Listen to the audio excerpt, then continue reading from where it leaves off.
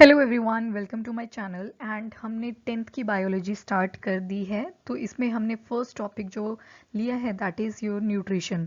तो आज का जो टॉपिक है that is how do organisms obtain their food. तो हमने ये तो पढ़ लिया कि ऑटोट्रॉफिक न्यूट्रिशन होती है, हेट्रोट्रॉफिक न्यूट्रिशन होती है, बट बॉडी के अंदर जाके उसकी कैसे कन्वर्जन होती है, कैसे कोई भी ऑर्गेनिज्म अपना नरिशमेंट ऑब्टेन करता है। तो इस चैप्टर के अंदर हम पढ़ेंगे, इस वीडियो लेक्चर के अंदर हम पढ़ेंगे कि अमीबा के केस में कैसे न्यूट्रिशन अकर करती है। उसके बाद ह्यूमन बीइंग में भी करेंगे, बट वो अलग वीडियो लेक्चर में करेंगे। तो अब देख लेते हैं बेसिक्स। पहले तो इस चैप्टर को इस पॉइंट को स्टार्ट करने से पहले हम देखेंगे बेसिक्स। तो ये होती है होलोजोइक न्यूट्रिशन। होलोजोइक न्यूट्रिशन में क्या होता है, फॉर एग्जांपल आप चपाती और सब्जी खा रहे हो तो आप उसको सॉलिड पीसेस की फॉर्म में लेते हो, ठीक है। तो that is your holozoic nutrition. तो इसमें आपके 5 स्टेप्स हैं, दे आर वेरी इम्पेरेटिव।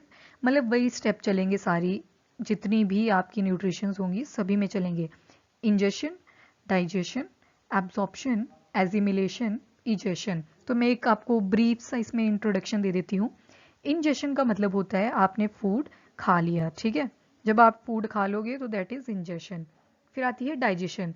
अब वो कॉम्प्लेक्स फूड था तो बॉडी में उसकी क्या होगी, ब्रेक डाउन होगी, ठीक है, ताकि वो सिंपल मॉलिक्यूल्स में कन्वर्ट हो जाए। तो दैट इज योर डाइजेशन।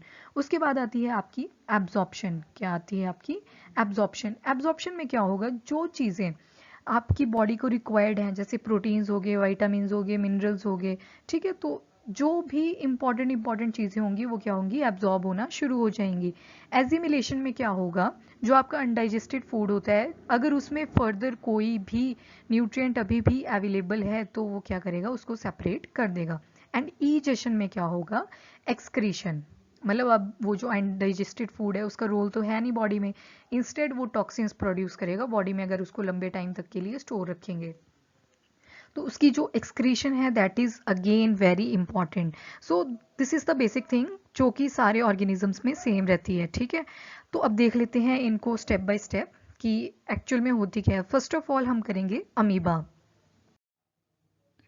तो अमीबा में कैसे होती है, तो अमीबा का अगर आपको मैं बोलूँ स्ट्रक्चर ड्रॉ करो तो you don't have any need to do a lot of things, you have to draw a simple structure. इस तरह से आप ड्रॉ कर दो।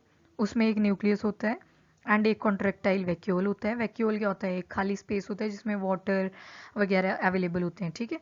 और एक होता है आपका साइटोप्लाज्म।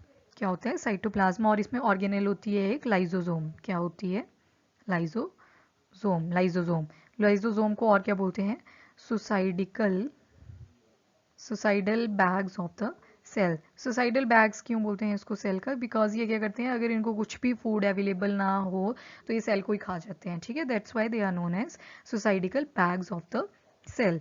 तो अब देख लेते हैं इसको एक बार डिटेल में। ये डायग्राम है, इसमें आपको पूरी प्रोसेस क्लियर हो जाएगी बहुत इजीली। जैसे ये अमीबा है, ठीक है। अमीबा को क्या हुआ, फूड दिख गया, दिस इज ब्लू कलर में ये फूड है, ये जो ब्लू कलर में दिख रहा है ना दैट इज फूड। अब जैसे ही अमीबा के कांटेक्ट में ये फूड आएगा तो इसके फॉल्स फीट ओरिजिनेट कर जाते हैं। फॉल्स फीट, ये सीडोपोडिया जिसको बोलते हैं। स्यूडो जब भी टर्म आए तो स्यूडो का मतलब होता है फॉल्स, एंड पोडिया का क्या मतलब होता है, फीट, ठीक है, फीट। तो फॉल्स फीट मतलब ये परमानेंट फीट नहीं होते, टेम्परेरी फीट होते हैं एक तरह से। तो दिस इज द इंजेशन। अब अमीबा ने क्या करा, फूड को खा लिया, ठीक है। तो इसको क्या बोल देंगे हम, इंजेशन। इंजेशन का मतलब होता है कि कोई चीज हमने अंदर ले ली। तो ये अपना फूड किसकी हेल्प से कैप्चर करा इसने, स्यूडोपोडिया। स्यूडोपोडिया का मैंने आपको मीनिंग बता दिया, pseudo means false and podia means feet. तो ये टेम्परेरी फीट होते हैं just to capture the food.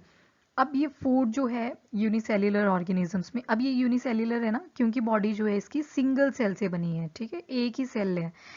तो अब इसमें क्या होगा, इस प्रोसेस को हम क्या बोल देते हैं, फैगोसाइटोसिस। तो that is again very important, phagocytosis बोलते हैं इसको। जब ये सॉलिड फूड मटेरियल को क्या करता है, इनटेक करता है, तो उसको क्या बोलते हैं हम, फैगोसाइटोसिस। तो ये फर्स्ट स्टेप चल रहा है अभी तक इंजेशन का।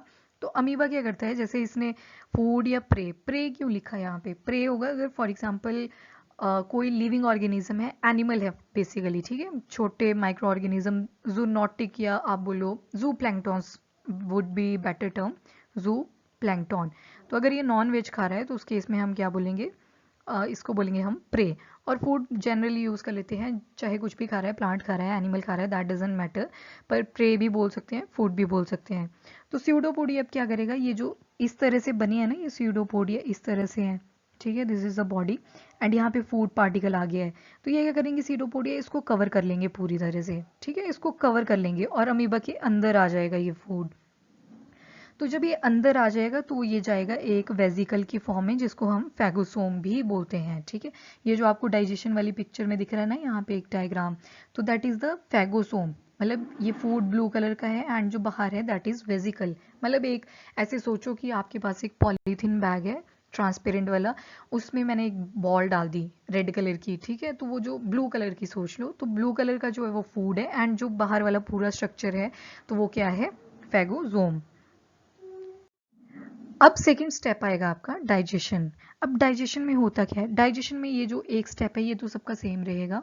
इसमें क्या होगा, आपका ये कॉम्प्लेक्स फूड पार्टिकल है ना, तो इसको क्या कन्वर्ट करेंगे ये into simple molecules, so that easily absorb हो जाए बॉडी में, ठीक है। तो सिंपल मॉलिक्यूल्स में कॉम्प्लेक्स टू सिंपल मॉलिक्यूल, तो उसको क्या बोलते हैं, डाइजेशन। तो डाइजेशन का जो बेसिक डेफिनेशन रहेगा वो सारी जगह सेम है, चाहे आप कोई सा भी ऑर्गेनिज्म कर रहे हो। तो अगेन इसी डायग्राम पे आ जाओ, ये वाली है थर्ड डायग्राम, डाइजेशन। अब डाइजेशन जो होती है इसमें होती है इंट्रासेल्युलर। तो दो टाइप की डाइजेशन होती है, एक होती है इंट्रासेल्युलर, एक होती है इंटरसेल्युलर। तो इंट्रासेल्युलर मतलब विद इन द सेल, एक सेल में ही पूरी प्रोसेस हो जाएगी। अब अमीबा तो सिंगल सेल्ड है, क्या है, सिंगल सेल्ड। तो अब एक ही सेल क्या करेगा, डाइजेशन भी करेगा, फर्दर जो भी प्रोसेसेस हैं वो एक ही सिंगल सेल करेगा, मतलब एक ही सेल में करेगा। तो इंट्रा मतलब विद इन, ठीक है, विद इन सेम। तो जब एक ही सेल की बात हो रही है तो उसको बोलेंगे intracellular. But if I am talking about the intercellular, जो कि हम देखेंगे in case of the human beings, तो इंटरसेल्युलर का क्या मतलब होता है, एक सेल का अलग रोल होगा, एक का अलग होगा, एक का अलग होगा, that is your intercellular. Because अब आप ह्यूमन बीइंग में देखो तो एक प्रॉपर स्टमक होता है आपका, ठीक है, स्टमक अलग होता है, फिर आपका लीवर अलग से होता है, तो एक प्रॉपर ऑर्गन होता है जो कि डाइजेशन में हेल्प करेगा। तो this is how these two things are different. तो जो हमारा अमीबा है उसमें कौन सी डाइजेशन रहेगी, दैट इज इंट्रासेल्युलर। अब इंट्रासेल्युलर में क्या होगा, इसमें एक ऑर्गेनेल होता है हमारा दैट इज लाइजोसोम। ये क्या करेगा, जो ये वाला वेजिकल था ना फैगोसोम, इसके साथ क्या करेगा, लाइजोसोम फ्यूज कर जाएगा। इस तरह से ये आपका लाइजोसोम है, दिस इज लाइजोसोम। ये क्या करेगा, प्रोटोप्लाज्म के कांटेक्ट में आएगा, सॉरी फैगोसोम के कांटेक्ट में आएगा और यहाँ पे क्या कर जाएंगे दोनों, फ्यूज। और फ्यूज करने के बाद क्या चीज होगी, ये एक ही चीज बना देंगे जिसको हम बोल देते हैं वैक्यूल। वैक्यूल या गैस्ट्रियोल या फिर टेम्परेरी स्टमक भी बोल सकते हैं, ठीक है। अगेन वेजिकल की तरह स्ट्रक्चर दिखेगा, बट इसमें अब क्या होगा, लाइजोसोम भी होगा और फैगोसोम भी होगा। अब ये मिक्स हो गए हैं दोनों चीजें। अब यहाँ पे जो कंडीशन रहती है, पहले स्टार्टिंग में होगी एसिडिक, जब फ्यूजन हुई दैट विल बी एसिडिक, क्योंकि आपको पता होगा HCl आपने सुना होगा, ठीक है, हाइड्रोक्लोरिक एसिड। जैसे ही वो बॉडी पे गिरता है तो क्या करता है, वो एकदम से बर्निंग कर देता है स्किन की। तो जब बर्निंग हो रही है, यहाँ पे फ्यूजन करनी है, तो फ्यूजन के लिए कैसा मीडियम चाहिए इसको, एसिडिक। एंड एल्केलाइन होता है फर्दर प्रोसेस के लिए। तो थर्ड स्टेप आता है आपका एब्जॉर्प्शन। अब एब्जॉर्प्शन के लिए you have to look on the this fourth image, that is your absorption. अब जो कॉम्प्लेक्स मॉलिक्यूल था वो छोटे छोटे पार्ट्स में टूट चुका है, ठीक है, सिंपल मॉलिक्यूल्स में कन्वर्ट हो चुका है। तो जो अब ये सिंपल मॉलिक्यूल भी है और इजीली ये सॉल्यूबल भी है, ठीक है, और ये फूड से नरिशमेंट निकला है। बेसिकली जो अमीबा की ग्रोथ के लिए नरिशमेंट चाहिए वो एब्जॉर्प्शन में सारा अब क्या होगा, एब्जॉर्ब होगा। तो अब देखो इसमें क्या होता है, एजिमिलेशन। एजिमिलेशन में क्या होगा, अब जितना भी एब्जॉर्ब फूड था वो क्या करेगा, सेल में जहां जहां रिक्वायरमेंट है ग्रोथ की, मेंटेनेंस की, तो वहां पे ये रिक्वायर्ड मटेरियल प्रोवाइड कर देगा। एजिमिलेशन बेसिकली मतलब जो प्रॉपर न्यूट्रिएंट है वो सेल को ये प्रोवाइड करवा देगा। जैसे रिजर्व फूड मटेरियल, मतलब अब अमीबा बार बार हर टाइम तो खाता नहीं रहेगा ना, उसको एक रिजर्व फूड मटेरियल भी चाहिए। जैसे हमने न्यूट्रिशन में पढ़ा था ऑटोट्रॉफिक न्यूट्रिशन, तो वहां हमने देखा था कि there was presence of what, वहां पे था रिजर्व फूड मटेरियल, प्लांट्स के केस में था स्टार्च एंड एनिमल के केसेस में था ग्लाइकोजन। सिमिलरली यहाँ पे कोई पर्टिकुलर टर्म नहीं है, बट जो अमीबा होता है वो भी क्या करता है, फूड मटेरियल को स्टोर कर लेगा। लास्ट प्रोसेस है आपकी ईजेशन। ईजेशन जहां भी दिखे उसका मतलब होता है डिस्चार्ज, डिस्चार्ज मतलब अब इतना सारा खा लिया, ठीक है, ये सारा फूड खा लिया, ये वाला था ना, ये पूरा डाइजेस्ट हो चुका है। अब ये क्या करेगा, एक एंड पे आ जाएगा, वहाँ पे क्या करेगा, जो सरफेस की मेम्ब्रेन होगी इस तरह से आएगा ये। अब ये अमीबा है ना आपका, तो ये था आपका जो फ्यूज हो गया था लाइजोसोम और फेगोसोम, और इन्होंने बना दिया था गैस्ट्रियोल। तो ये गैस्ट्रियोल एक एंड पे आ जाएगा, जो अमीबा की वॉल होगी ना उसके एंड पे आ जाएगा, सरफेस मेम्ब्रेन पे आ जाएगा, और वहाँ पे क्या होगा, ये रप्चर करेगा, यहाँ से मेम्ब्रेन रप्चर करेगी, और रप्चर करके क्या करेगी, जो फूड होगा वो हो जाएगा इसका डिस्चार्ज। क्या हो जाएगा, discharge. So this is how जो न्यूट्रिशन है अमीबा के केस में अक्कर करती है। बाकी भी होते हैं पैरामीशियम, पैरामीशियम की बात होती है तो वहाँ पे साइटोपाइज प्रेजेंट होते हैं, तो पैरामीशियम आपका कुछ इस तरह से दिखता है, तो उसकी भी न्यूट्रिशन सेम ही होती है अमीबा की तरह। उसमें एक साइटोपाइज होता है, वो रेयर एंड पे आता है, एंड वहाँ से फिर रिजेशन हो जाती है।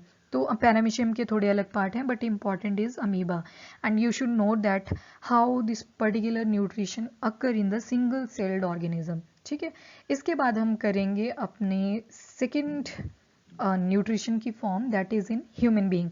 तो उसका मैं एक अलग से वीडियो लेक्चर बना देती हूँ, सो दैट आपके लिए ये लेंथी ना हो और एक टॉपिक इजीली आपका कवर हो जाए। ठीक है, टिल देन इसी वीडियो को आप रिवाइज भी करते रहो, एंड नोट्स भी साथ साथ में बनाओ। नोट से ये होता है आपको याद रह जाती हैं कि चीज़ें लिखी थी तो क्या लिखा हुआ था, तो वो पर्टिकुलरली याद रहता है। टिल देन वीडियो को लाइक भी करें, शेयर भी करें, एंड चैनल को सब्सक्राइब करें। Thank you, bye bye and take care.